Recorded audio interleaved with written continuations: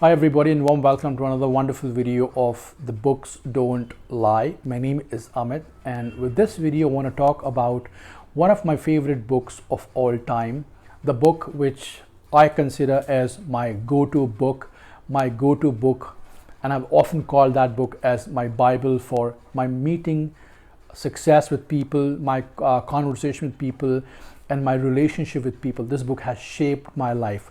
So I'm talking about a book called a book by Dale Carnegie, How to Win Friends and Influence People. This was initially published in 1936. It's been 88 years, and trust me, even today this book is one of the hotcakes in the bookstore for people to grab. Now, I want to talk about the 5 must-know principles from this particular book, and mark my words, I'm not kidding. If you start applying these words, if you start applying these principles in your personal space, you will definitely thank me.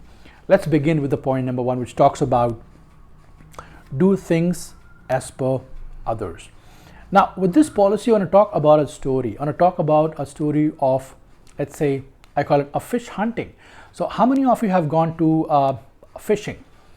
If you have, so you remember when you go for a fishing, you have a rod, you take care of fish food, and you also need to have a lot of patience. All right, so technically, basically what you do, you sit down to a particular lake or a shore, you plug in the food of the fish, and then you take a dip. All right, and whenever the fish gets stuck, you remove it.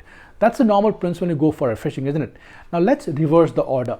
Let's say you have the same rod, you have patience, you have time, it's the same place where you have been hunting, but this time you have changed the food of the fish. Now you have here implemented your favorite food for the fish. You again apply the same process, pluck in, take a dip, sit down, use your patience, and I bet you in dollars, not in INR, that your fish will not get stuck to your rod. Now you may ask me why. See, when you are dealing with people, when you're meeting with people, when you want to win people and influence people, you must understand, you must do things the way others want you to do and not you want others to do. That's a simple philosophy, and trust me, there are a lot of qualified people, managers, motivators, influencers, mom and dad, they don't understand this principle. If you want to win people, then you must do things the way others want you to do, not what you want them to do for you. That's principle number 1. Principle number 2, whenever you go for criticism, whenever you talk about feedback, see, we as human beings, we do not want to take inputs. There are very few individuals, those who can digest feedback or a criticism. And you got to be mighty careful when you talk to people and let them know about their faults or their shortcomings, because as a human being, our brain is not built in a way to accept things. And that's a very common error a father has done with his son, or a daughter has often get into conflict with mom and dad and mothers, because we really don't know how to pass on the feedback. We really don't know how to criticize people or let people know their shortcomings. Here is the trick. I'm going to give you an example. Now, I want you to see my mustache and my beard. All right. Whenever I'm going to go to a barber shop or a place, or let's say at my own home where I'm going to go for, shave, what do I do first? I apply a lotion. I apply a soothing cream so that I can soften my mustache, I can soften my beard. And when I'm sure that I've given enough, let's say massage to my mustache and my so-called beard, that is when I start shaving my mustache and of course my beard. With human beings, when you talk about feedback, when you talk about criticism, when you talk about the shortcomings, you got to make them understand that you've also got similar shortcomings. You have had experience in the past, what they are making right now, and how they can overcome. Because nobody likes to hear their ill habits or ill faults. So be very careful about that. Point number 3, everybody loves to be appreciated. I don't know why this concept is pretty rare in India. I work in a corporate, I meet with people, and I really don't find people using so-called the grandma words, the please and thank yous. People have forgotten their habits. I often say to my people and my colleagues and my individuals, those who meet and interact with that, please don't forget to say the grandma words, the please and thank yous, isn't it? And when I talk about this concept, I always tell people that do remember the biggest craving every human being has got on planet Earth is appreciation. Nobody dislikes appreciation. Nobody will say no to you if you say, you know what, you're looking absolutely fabulous.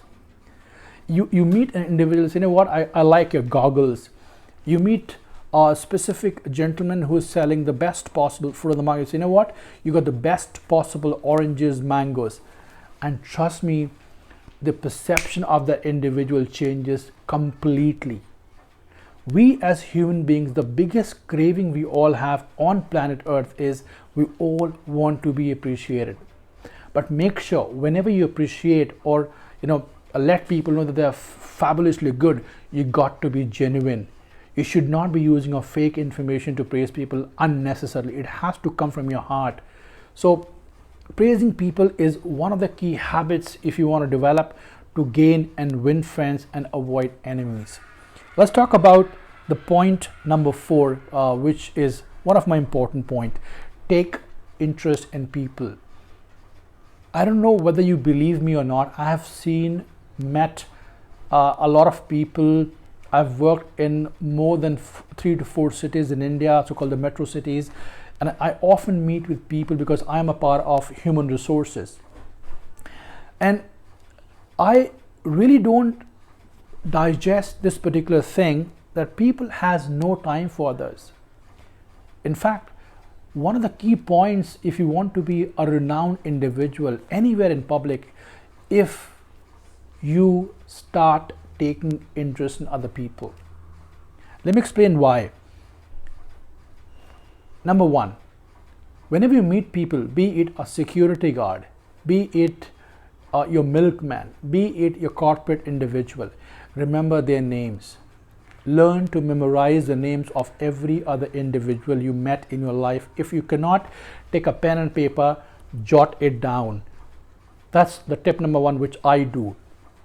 Number 2, when you meet them, whenever you meet them next time, let's first begin and talk to them with their first name, and probably then talk about their kids, their siblings, their careers, their success, their failures.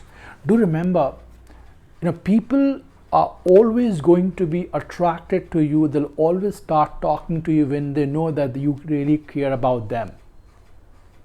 When you go selfless, when you go with an approach wherein you want to talk about them, when you go all ears, that is when people start respecting you or noticing your comments and feedback, your inputs as such.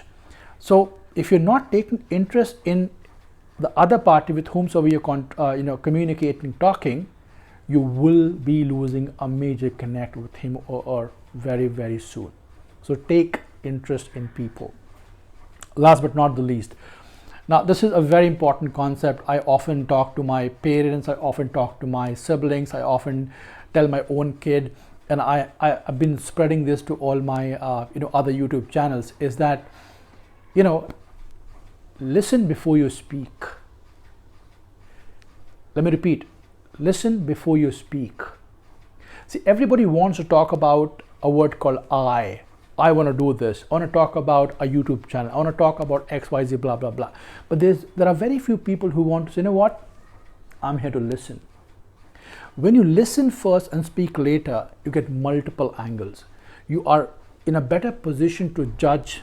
You're better position to question, reply, evaluate, understand, and offer a very thoughtful process. So do remember, listen before you speak is your point number 5 if you want to win people and influence friends, families, and communities in the time which is about to come. You take care and thanks for joining.